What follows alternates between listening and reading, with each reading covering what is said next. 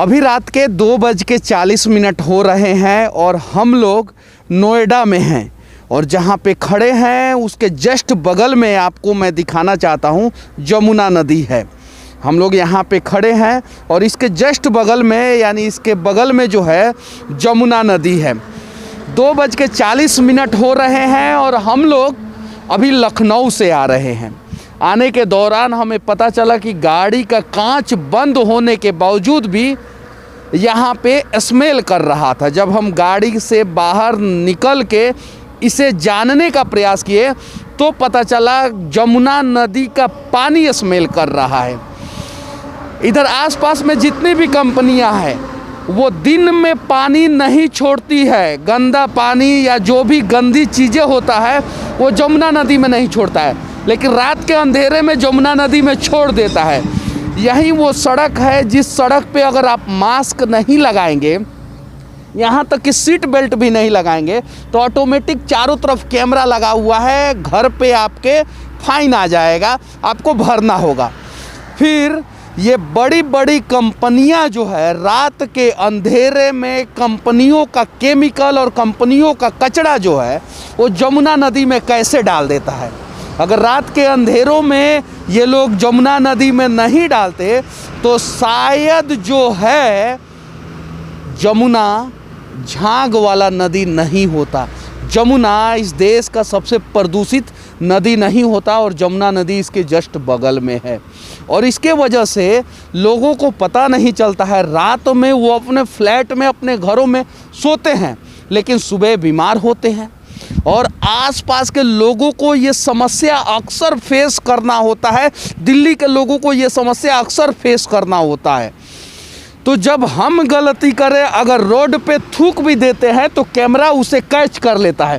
केवल मुंह खोल के ऐसे थूक देते हैं तो कैमरा उसे पकड़ लेता है। क्यों? क्योंकि हमने रोड पे थूका है, गंदगी फैलाया है और उससे शहर अस्वच्छ हो रहा है। लेकिन उस थूक के वजह से किसी की जान नहीं जा रही है, फिर भी जुर्माना देना है। इस गंदगी के वजह से लोगों की जान जा रही है। हम चाह के भी मास्क नहीं उतार सकते हैं, इतना ज़्यादा गंदा स्मेल कर रहा है ये यमुना नदी। अब आप समझ सकते हैं, कुछ लोग इसे जमुना कहते हैं, कुछ लोग इसे यमुना कहते हैं। और हम लोग अभी नोएडा में हैं, बगल में दिल्ली है। दिल्ली सरकार कहती है कि उत्तर प्रदेश सरकार गंदा कर रहा है, उत्तर प्रदेश सरकार कहता है दिल्ली सरकार गंदा कर रहा है, कभी कभी हरियाणा सरकार पे आरोप लगता है। लेकिन इन तमाम सरकारों के बीच में आम आदमी को परेशानी हो रही है, आम आदमी बीमार हो रहा है, आम आदमी मर रहे हैं। उसके लिए कौन है जिम्मेवार? और मैं फिर से दिखा देना चाहता हूँ, बता देना चाहता हूँ कि अभी 2:43 हुए हैं और ध्यान से देखिए 2:43 हो रहे हैं। उसके अलावा मैं आपको दिखाना चाहता हूँ मैप पे कि अभी हम लोग जहाँ पे हैं ये वही एरिया है, ये वाला यहाँ पे अभी हम लोग हैं, यहाँ पे जहाँ पे अभी हम लोग खड़े हैं। और ये बगल में सब यमुना का पार्ट है, ये सब यमुना नदी का पार्ट है, पूरा यमुना नदी का पार्ट है। आप देख सकते हैं ये पूरा यमुना नदी का पार्ट है, ये पूरा यमुना नदी है ये पूरा। इसको थोड़ा सा जूम इन करके मैं दिखाता हूँ आपको, तब आप लोगों को ध्यान। ये देखिए ये सारा यमुना नदी है। इधर बगल में पूरा यमुना नदी है। ओखला साइड में इधर जो है पूरा इंडस्ट्रियल एरिया है। अब ज़रा सोचिए कि जीते जी लोगों को मारा जा रहा है, दिल्ली एनसीआर के लोगों को मारा जा रहा है। इसके लिए कौन है दोस्त? दिल्ली एनसीआर की बातें करें तो यहाँ पे 4 सरकार है। एक केंद्र सरकार है, दूसरी दिल्ली सरकार है, तीसरी हरियाणा सरकार है और चौथी उत्तर प्रदेश सरकार है। जब सवाल किया जाता है कि यमुना को प्रदूषित किसने किया है या जमुना को प्रदूषित किसने किया है, तो ये सरकारें एक दूसरे के ऊपर खेल जाती है। दिल्ली हरियाणा, हरियाणा दिल्ली, दिल्ली उत्तर प्रदेश दिल्ली। और सबसे ऊपर जो है केंद्र सरकार, वो कहती है कि हमारा तो कुछ है ही नहीं, हम क्या करें। जबकि इस देश की राजधानी है दिल्ली। इसे कभी सिंगापुर बनाने का प्रयास किया जाता है तो कभी न्यूयॉर्क बनाने का प्रयास किया जाता है, कभी लॉस एंजलिस बनाने का, कभी टोक्यो बनाने का प्रयास किया जाता है। लेकिन एक जमुना नदी है, कुछ लोगों के नज़र में यमुना नदी है, उसके पानी को साफ करने का प्रयास नहीं किया जाता है। इस देश में कहीं नहीं तो कहीं पूंजीवाद हावी हो गया है।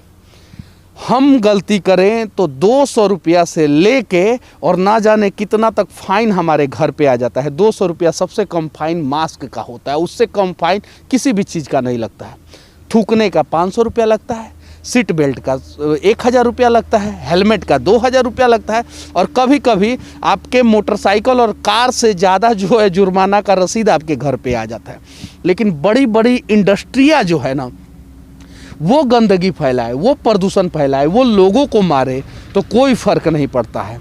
इस देश में आए दिन बड़ी बड़ी कंपनियों को बॉयलर फट जाता है, मजदूर मर जाते हैं, दूसरी गलतियों के वजह से भी लोग मरते हैं, और प्रदूषण कंपनियां फैला रही है उसके वजह से लोग मर रहे हैं। किसी को कोई मतलब नहीं है, क्योंकि चारों तरफ सन्नाटा पसरा हुआ है और लोग सोए हुए हैं।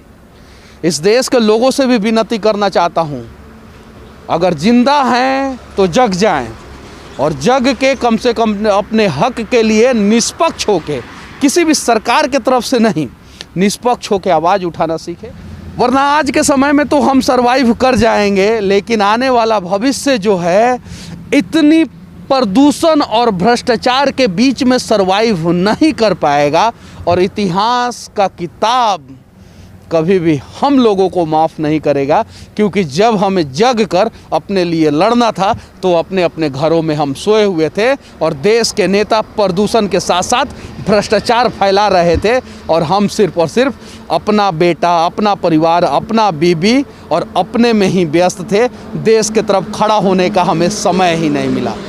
तो बस विनती है कि किसी पार्टी के तरफ ना खड़े होके, हो सके तो देश के तरफ खड़े हों। और हमारा ये प्रयास कैसा लगा कमेंट करके अपना राय जरूर। अभी रात के 2:48 हो रहे हैं और मैं NCR के नोएडा में हूँ, और यहाँ से जमुना में फैले प्रदूषण को और सोए हुए लोगों की स्थिति दिखा रहा हूँ।